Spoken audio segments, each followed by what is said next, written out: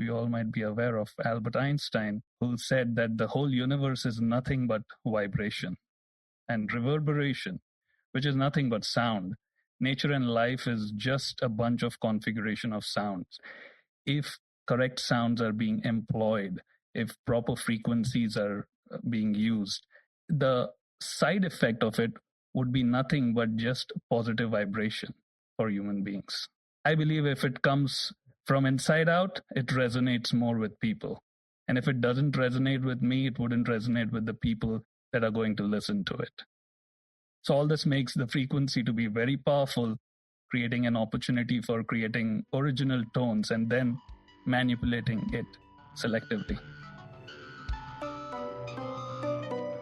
Welcome to the Sound and Marketing Podcast. I am so pleased to kick off Season 3 with a special guest from General Motors' Jay Kapadia. Jay is the lead sound design engineer at GM, who primarily designs interior and exterior sounds for all vehicles. He is also the main composer for Pedestrian Friendly Alert Functions on electric and autonomous vehicles. On the interior of the cars, he works on sounds such as seatbelts fastening, turn signal sounds, center stacks, and infotainment. Jay is involved in all future vehicle development and creation of sounds, including patents and advanced technology work projects. And this is just a list of his functions at GM. Jay is also a trained musician that has worked on a variety of projects in film, TV, radio, music, and video games. I'm just going to stop there, as his resume is pretty extensive, and just say, welcome to the show, Jay. It's our honor and privilege, Jeanna, for having us and representing General Motors and some beautiful work which you are doing and trying to capture what the automotive industry is doing. So we're pretty privileged as well. I've been very curious about this interview because there's a lot going on in all voice industry, but the car industry really fascinates me, especially with the emergence of electric vehicles that don't make sound, and now you have to emit sound, which wasn't even there in the first place. So thank you so much for starting off Season 3. Why don't you go ahead and just start off introducing yourself to the audience and what you do and your really interesting background and how you got into GM. Hi, my name is Jay Kapadia, and I was born and raised in Mumbai, India. From an early age, I had love for music and entertaining. That's how it all started. Then I also had a passion for technology and engineering. So this amalgamation of art and science led me on my educational journey across continents to study music and engineering, and ultimately securing a beautiful position at General Motors in the year 2016 as a lead audio engineer. So inspired by music and entertainment industry as a child, I learned to sing and play some musical instruments, and I immediately knew that creating music was my passion. At the same time, my childhood fantasy was to understand musical gadgets like Walkman back then. Then Discman came in, LP, long play, or vinyl records. And I would be constantly switching the knobs like the bass and treble to make the sound subjectively correct. So the next logical step for me was to pursue electronics engineering to understand the science or the physics of sound. And simultaneously, I was pursuing learning music and performing as well. So I would do field recordings of sounds, traffic, water droplets, would go to the forest, the mountains, just would be curious to record this complex yet organic sounds of nature. So there was an inherent inclination towards designing at some point. And at the same time, the passion was towards understanding speakers, amplifiers, microphones. What are these MIDI controllers and Moog synthesizers and the digital audio workstations? So after earning a bachelor's degree in electronics and telecommunication engineering from Swami Vivekananda Institute of Technology in Mumbai, I moved to New York City in 2008 to pursue music at the prestigious New York University, where I earned a master's in music technology in 2010. While there, I spent time in several music studios, learning, creating different sounds, and also gaining experience in the fine art of recording. In 2014, I got married to my lady love, and we both fled from the Big Apple to Bloomfield Hills, Michigan. Back then, we lived in Warren, right opposite to the Warren Tech Center, and I was soon frequenting Starbucks there, and right opposite to it was our Warren Tech Center, and I was like, sit and contemplate whether I would be working for an automotive company, and there it was, the best in the industry. So I got into it, and really privileged to work for General Motors. So I currently lead the whole vehicle sound development at General Motors, crafting interior and exterior chimes, audible alerts, and more for future vehicles, which we'll go into detail. And I'm also classically trained musician and worked with a national level composer back in India and here in United States. So that musical ability with the acoustics of sounds and recording brought me to General Motors. I got really privileged in 2018 when we decided to create a state-of-art recording studio at General Motors, which recently opened a couple of years back inside the Noise and Vibration building at Milford, our Milford Proving Grounds, where we have our sound analysis room, our jury room, where I would do evaluations for our final sounds for the vehicles with the relevant stakeholders. So at Milford, we have testing chambers, which are like anechoic chambers, basically a lot of them, some of the size of a exaggerated version of a football field. I just feel fortunate as a sound designer that I get to captivate the world with astounding sounds and a world to sing and humans to transcend. That's what brought me to General Motors. Now more than ever, understanding technology, it is just like, you have to. If you're a musician, you have to understand technology, because the days of, becoming a score composer on a show and like writing out all your notation for or an orchestra, it doesn't really happen unless you're working on Family Guy or The Simpsons, I think. So there's just not the budget for that. But I also find it really interesting how people like you are finding their way into industries that you don't think of sound. And I think what I wanted to kind of start with was, you talk a lot about science and healing and wellness in your background and what you're interested and passionate in. What does that have to do with car sounds, with your drive, with your sensory sounds within your car? What does wellness have to do other than it makes you feel good when your favorite song comes on? That's a great question, because that's been an untapped potential in the sound industry right now, especially the automotive. So this might be a stretch for many of us, but I will do some deep dive into it for what it's worth. So growing up, again, I was immersed into yogic practices. I'm a yoga practitioner and a yoga teacher. So since I had to practice my vocal techniques being a vocalist on the stage, it was obvious that, the city life had a lot of pollution in Mumbai, which led me to have, sore throat, mucus, cold, cough. So I'd practice pitch or frequency for a few hours based on my guru's guidance, that, they would tell me that practice this frequency for a week and see what happens. And they did not disclose what would happen. But I would feel good after it, not only mentally, but even, it was pretty evident in my voice culture. I didn't know that it was the sound which was making it disappear, but this led to a curiosity and a curious journey of backing that up with science, because I would question everything back then, and I wouldn't believe anything that wasn't scientific. So I got to learn that, and there is a branch of yoga which is called as a Nada Yoga, or the yoga of sound, with a combination of correct breath work and sound work. Breath work is also called as pranayama. Prana means the life force within us. So the science of breath and the science of sound, along with all the thousands of years of Eastern healing techniques, which I was exposed to. I would go to the mountains, I would come back, and this engineering left brain of me would want to develop a MATLAB tool to practice these particular sounds, which would match the sounds of the strings and instruments on the MATLAB tool. And then I started to realize that there are some gross sounds, subtle sounds, and very subtle sound.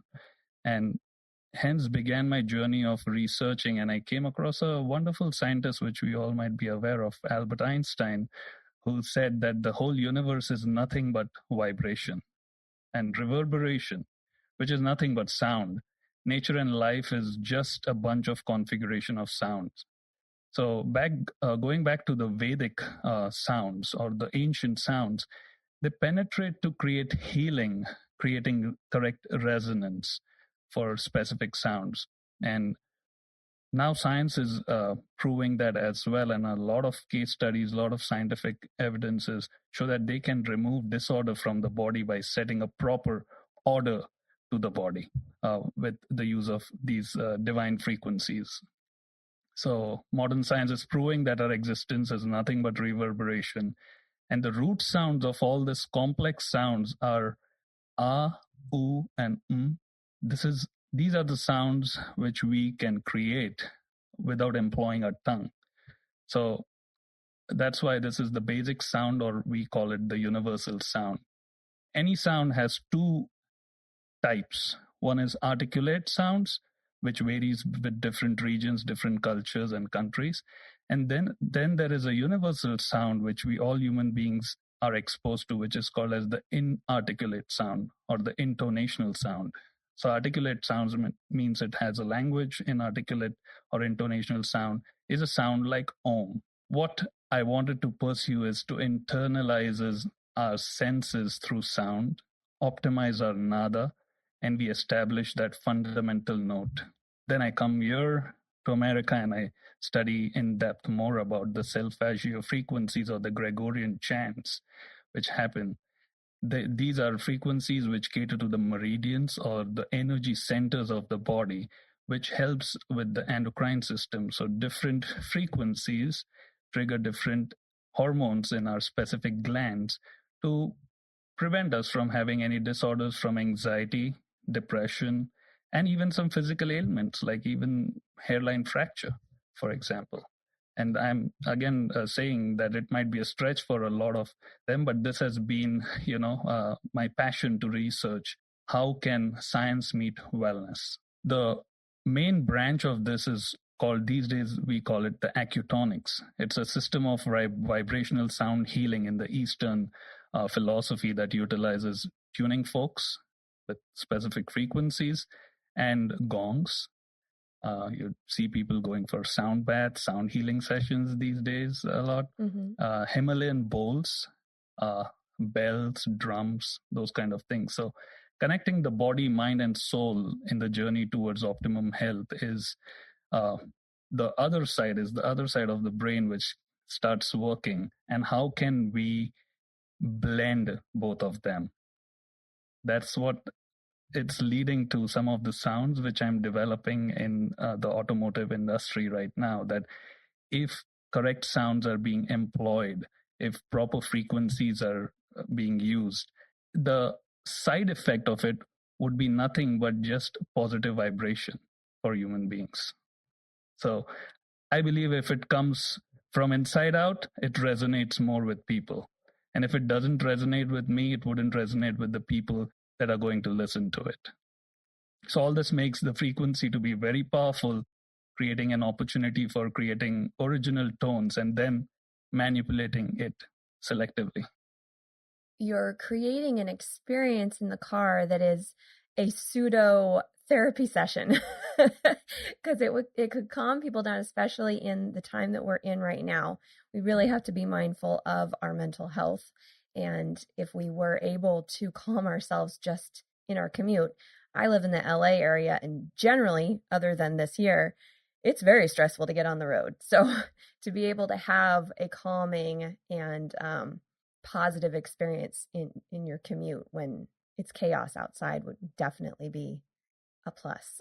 Yeah, and especially when people these days during even the pandemic are staying so much they are in the car a lot these days as well.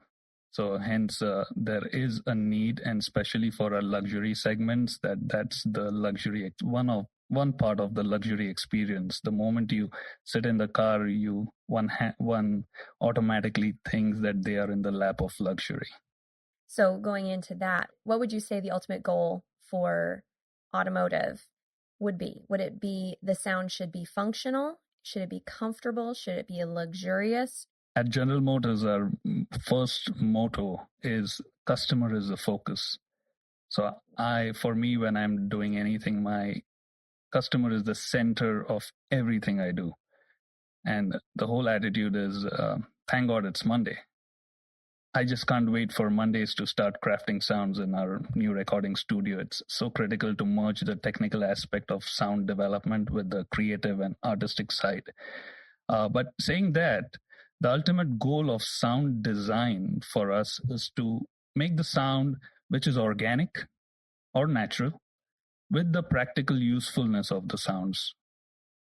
So we want to make sure that we are negating the unwanted sounds coming out of our cars, and the sounds which are functional, the sounds which are needed, we make that a pleasant experience, yet we convey the information to our customers what that function needs to be done for that. So it's like creating a perfect sensory experience would be the goal. That's a good goal. I like that. Would you say that General Motors or the auto industry would ever get into creating through their functional sounds a sonic branding, a unique sonic identity, or do you just foresee it being as a functional effect that potentially other automotive industries could adopt the same sounds that you're working on, or vice versa? Absolutely. Great question. And we are heading in that same direction. General Motors is heading in that direction of having that sonic identity, because we have so many brands, whether it is our Cadillac, which is the prestigious one, and then there is Hummer, which is like more on the and some performance cars. So it's a wide variety of portfolio which we have here. So functionality, number one. Number two, comfort. Yes, it has to be a comforting experience, whichever vehicle you sit into. And the third and most important aspect as well being luxury. We would cater to all these three important pillars in the game. So going into that, let's explore some of the cars that you are working on recently. Which one would you like to start with? Cadillac Lyric is my favorite one. These days, we are working a lot on the Hummer EV. As you must have seen in our reveal videos. So yeah, it's just the excitement is rolling. So for the Lyric, I looked more in depth on the Lyric because I like the name of it. For those of you listening, it's LYRIQ, not C. But they talk a lot in their specs about this, a 19-speaker AKG studio audio system. I mean, I don't even have that set up in our home theater, and my husband is a filmmaker, so we have a pretty sweet deal going on with our projector. How did that come about? Like, why 19 speakers? How is it being utilized? What's going on? Well, then I'll have to tell you something about our 21 Cadillac Escalade, which has 34 speakers in it. My goodness. So we call it the AKG Studio, 19-speaker AKG sound system, which which features strategically placed speakers and is custom tuned to the interiors of the luxury, premium luxury, and sports trim packages for optimum sound quality. It's powered by amplifier channels and features enclosed subwoofers. And drivers are basically, the idea is to envelop them in rich surround sound, ensuring an aural immersion with unmatched clarity in every seat. And then our studio reference, which we call AKG Studio Reference, has 36 speakers, not 34, 36, which has a 360 degrees sound throughout the cabin.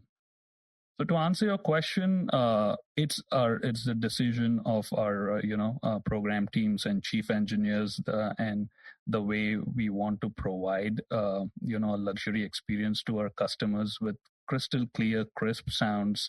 And a lot of things are going on with audio zoning. with audio zoning being whether you're taking a right turn versus a left turn. We want to make sure that, it's coming out from the correct set of speakers in the car.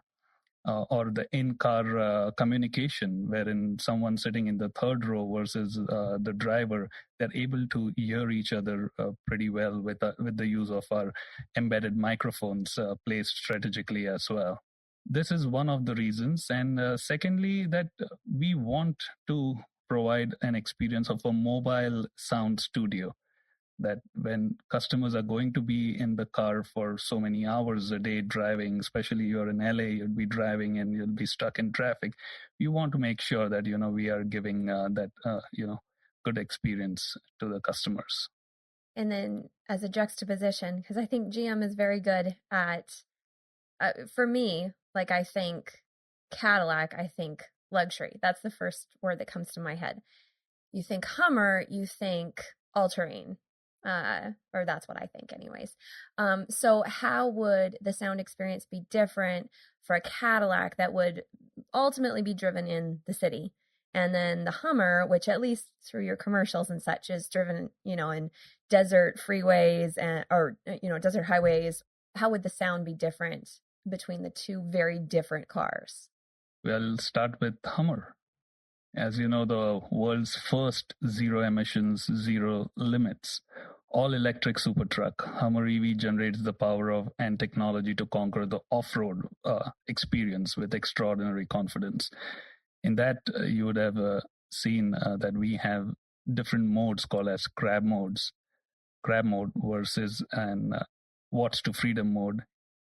When the customer wants to switch back and forth into different modes during their off-road experience, what is the experience through sound are we conveying it? So they get this positive feedback that yes, the car is at its optimum condition to go into the watts to freedom mode, versus now the vehicle is in the crab mode when it's going totally off-road.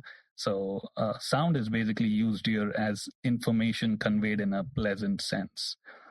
So that's where Hummer comes into picture, along with a lot of different features coming like EVSE. It's like the external sound enhancement for the vehicle at low speeds for our electric vehicles. And it's also our AVAS sounds, which is the acoustic vehicle alert systems as well.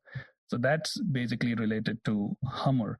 When it comes to Cadillac, we are coming up with different themes in the vehicle as well. We call it Cadillac choreography, wherein it has to be a nice synchronicity between the lights, the sounds, and matching different themes, and giving you that experience that whatever theme you are selecting, you're getting that particular experience while driving that car.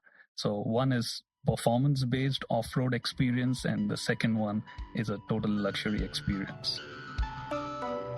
Tune in next week for the conclusion of Jay and I's interview, where we'll talk about psychoacoustics, how to keep the sound in the background for optimal functionality, and how less is more. Thank you again to General Motors for making this interview possible.